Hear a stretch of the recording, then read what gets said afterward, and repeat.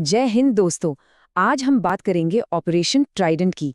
ये कहानी है आधुनिक नौसैनिक इतिहास के सबसे कामयाब और सबसे साहसी हमलों में से एक की। ये वो ऑपरेशन है जिसकी वजह से भारत हर साल 4 दिसंबर को नौसेना दिवस मनाता है, और ये वो रात है जिसे पाकिस्तान की नौसेना शायद ही कभी भूल पाएगी। ये शब्द थे उस वक्त की प्रधानमंत्री इंदिरा गांधी के, जो उन्होंने नौसेना प्रमुख से कहे थे। ये सिर्फ शब्द नहीं थे, ये एक सीधा आदेश था, और ये भारत की नौसेना की सोच में एक बहुत बड़े बदलाव का इशारा भी थे कि अब डिफेंस नहीं, अटैक करना है। पर भारत को अचानक रक्षात्मक से आक्रामक होने की जरूरत क्यों पड़ गई? इस सवाल का जवाब छिपा है 1965 के युद्ध में। तो चलिए कहानी की शुरुआत करते हैं 1965 के भारत-पाक युद्ध से। इस युद्ध ने भारतीय नौसेना की एक ऐसी कमजोरी सामने ला दी थी जिसे अब और नजरअंदाज नहीं किया जा सकता था। 7 सितंबर 1965 की बात है। पाकिस्तानी नौसेना के जहाज पीएनएस खैबर ने गुजरात के द्वारका तट पर बमबारी शुरू कर दी। हालांकि इससे कोई बहुत बड़ा माली नुकसान तो नहीं हुआ, लेकिन इसने गहरा मनोवैज्ञानिक घाव दिया। सोचिए, भारत पर उसी के घर में, उसी के तट पर हमला हुआ था, और नौसेना चाहकर भी जवाबी कार्रवाई नहीं कर पाई। तो यहाँ पर रणनीति का एक असंतुलन साफ दिख रहा था। पाकिस्तानी नौसेना आक्रामक थी, जबकि भारतीय नौसेना को सिर्फ अपने तटों की रक्षा करने के आदेश थे, जवाबी हमले के नहीं। ये एक बहुत कड़वा सबक था जिसने आने वाले समय के लिए नौसेना के हर बड़े फैसले की दिशा ही बदल दी।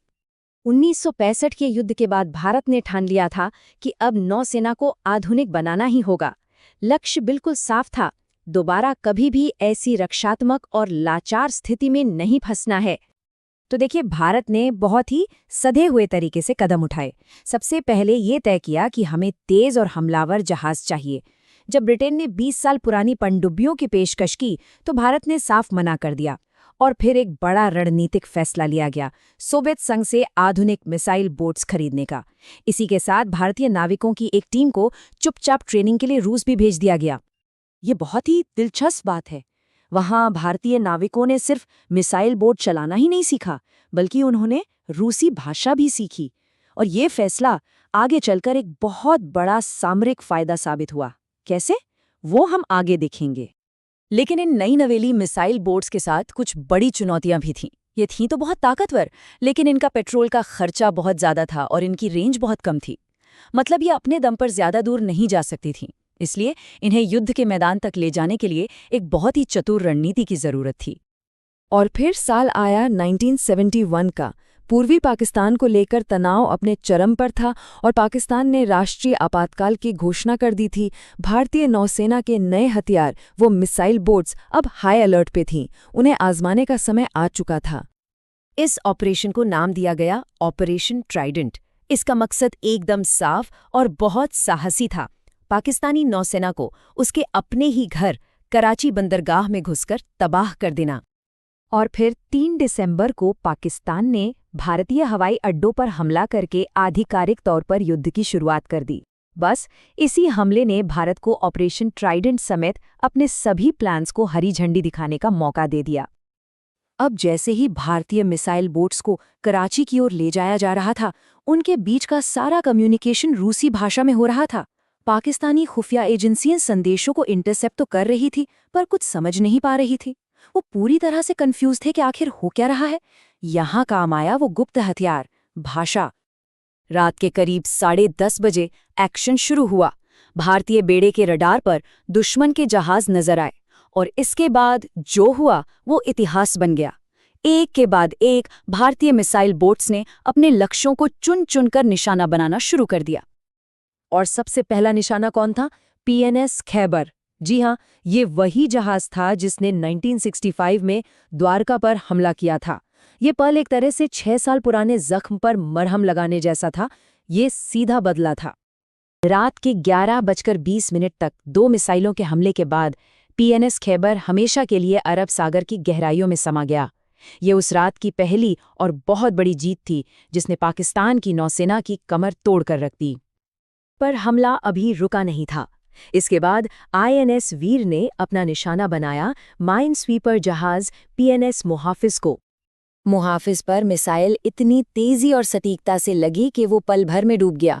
इतनी जल्दी कि वो मदद के लिए कोई संकट संकेत यानी डिस्ट्रेस सिग्नल भी नहीं भेज सका। अब जब पाकिस्तानी नौसेना के जहाज निपट गए तो आईएनएस निपात ने अपनी बची हुई मिसाइलों का रुख कराची बंदरगाह पर बने तेल के विशाल भंडारों की ओर कर दिया।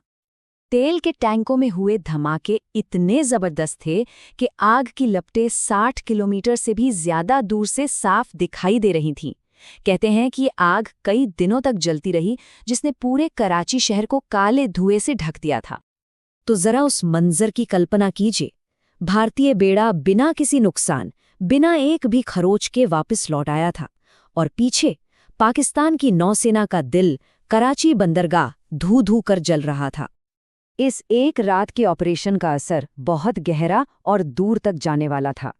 इसने न सिर्फ पाकिस्तानी नौसेना को अपाहिज कर दिया, बल्कि उनकी अर्थव्यवस्था और युद्ध लड़ने की पूरी क्षमता को बुरी तरह से कमजोर कर दिया, जिसने 1971 के युद्ध में भारत की जीत का रास्ता साफ कर दिया। और यही वजह है कि आज भी हम इस ऐतिहासिक जीत को इतने गर्व से याद करते हैं। हर साल 4 दिसंबर को भारतीय नौसेना दिवस इसी ऑपरेशन की कामयाबी का जश्न मनाने के लिए मनाया जाता है। ये दिन हमारी नौसेना की बहादुरी, बेहतरीन रणनीति और निर्णायक जीत का प्रतीक है। तो ये कहानी हमें एक बड़े सवाल पर छोड़ जाती है। ऑपरेशन ट्राइडेंट हमें दिखाता है कि कैसे एक साहसी योजना और उसका सटीक क्रियान्वयन इतिहास का रुख पूरी तरह से बदल सकता है। ऐसी ही जानकारी के लिए सब्सक्राइब कीजिए ऑल कैन स्टडी को। Thank you. चलिए नेक्स्ट